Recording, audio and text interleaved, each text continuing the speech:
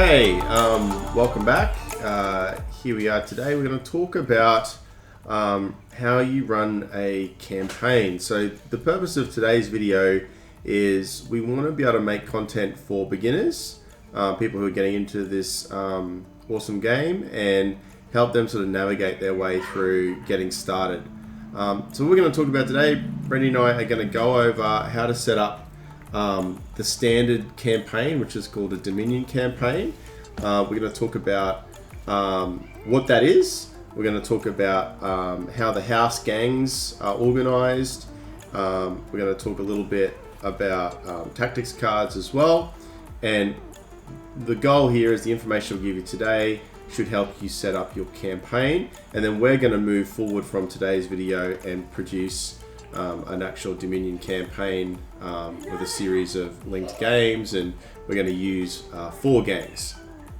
The last thing to talk about is the tactics cards and just the challenges itself. So in a Dominion campaign, the first round, these are called cycles, and a cycle can be whatever you want it to be.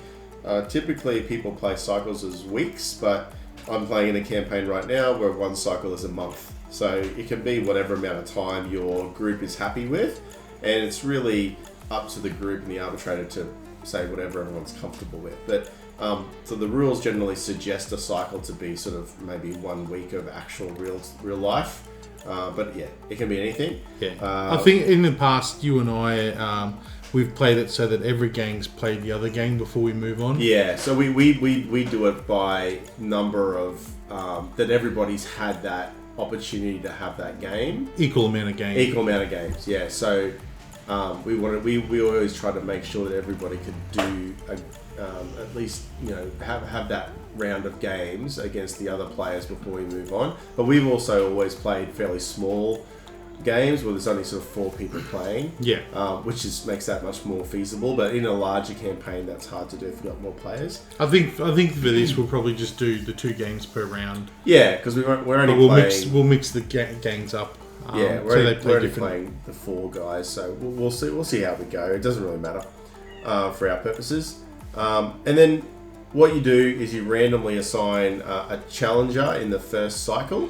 So a challenger is the person who is choosing the territory to fight over. And so there's a little bit of an advantage there when you're the challenger, because you get to try to pick a territory that might give you some special benefit if you can manage to capture it. Or you might be trying to prevent an opponent from getting a territory that might give them a benefit. It just depends on what you're trying to do. In our case, we've randomly generated, so Escher are challenging Delark, and Orlok are challenging Goliath. So that's how you do the challenges. But after this first round, then what will happen is you start with the weakest players, the players who have the lowest game rating, and then they will be the challengers, because that way the people who are the weakest aren't gaining a further disadvantage by having the stronger players get to pick them to bully, or the stronger players kind of getting way too much of a lead because they get to control what territories they're getting. Yeah. Which I think is really good. That's definitely how you should play it.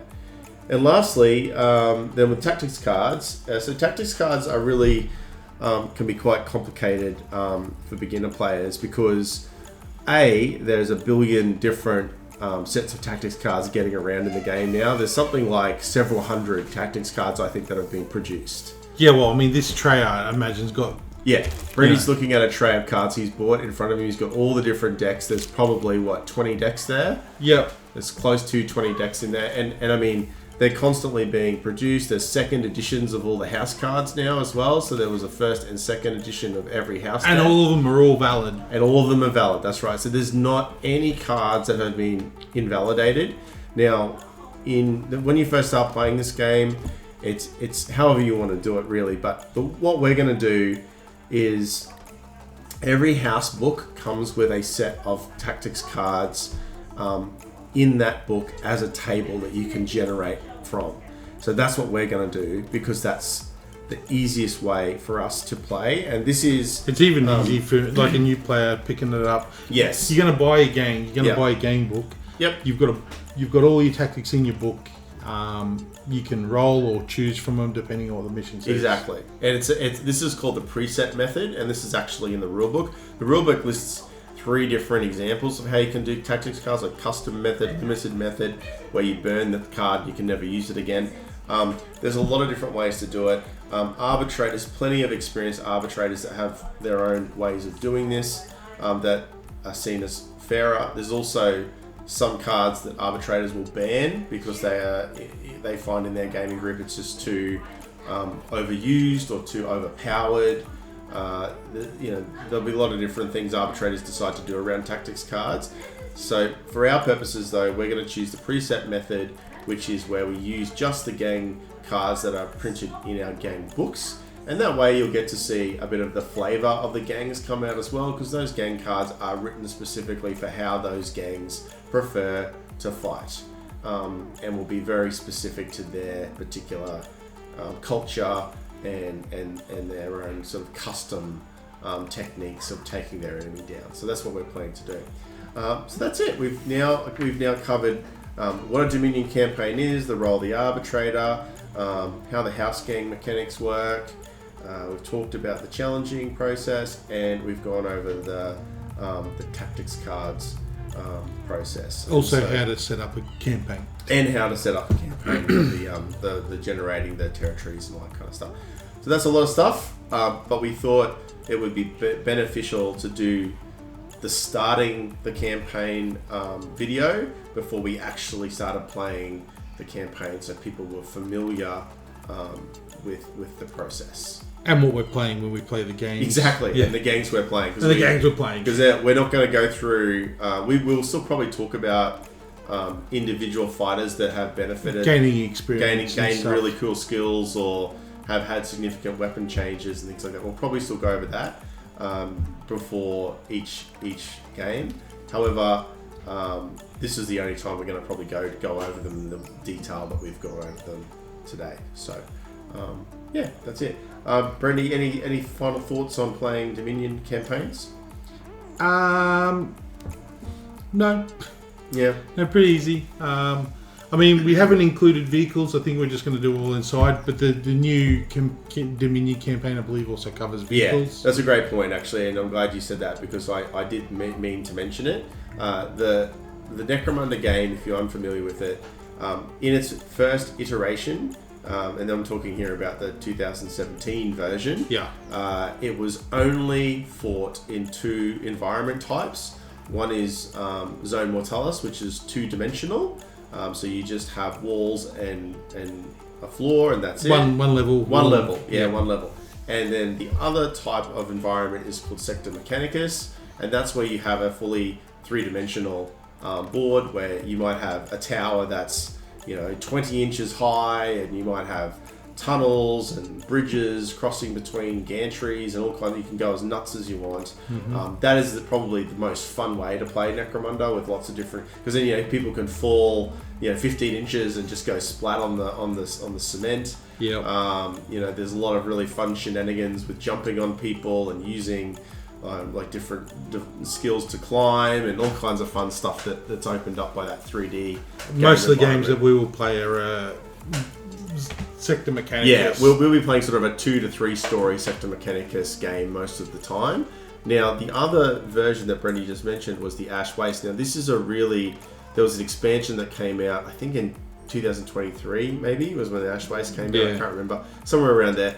And Ash Waste was an expansion to Necromunda, which opened up fighting outside of the Hive cities in the toxic wastelands. Very Mad Max, very sort of just crazy ramshackle vehicles crashing into each other, and high speed chases and jumping from vehicle to vehicle, all that kind of stuff. And it is a lot of fun, but it also layers a whole new set of rules on top of the way you play the game, which is really complicated, and also there's an expense that goes with it, because then you're playing in a new environment and you've got to buy vehicles for everybody. So you've got to buy big vehicles, but also all of your fighters can then also buy mounts, like motorbikes or whatever their relevant vehicle is for their house. Yeah. And so it can become a very big expense to buy all of that stuff. You've got to have obviously scenery and everything built for a different environment as well. And while we could do that, because we do have plenty of that stuff, the Dominion campaign for beginners should really just be fought inside the hive. Yeah. That whole ash waste thing is something I think you want to leave until you're quite confident at the game. Otherwise, you're going to find, I think, the rules just become too overwhelming. Rules bloat. Rules bloat complicated. for sure. Yeah. So we're just going to stick at inside the hive, playing on sort of 2D, 3D battlefields, and that's really the way Necromunda was originally played and is sort of mostly intended to be played.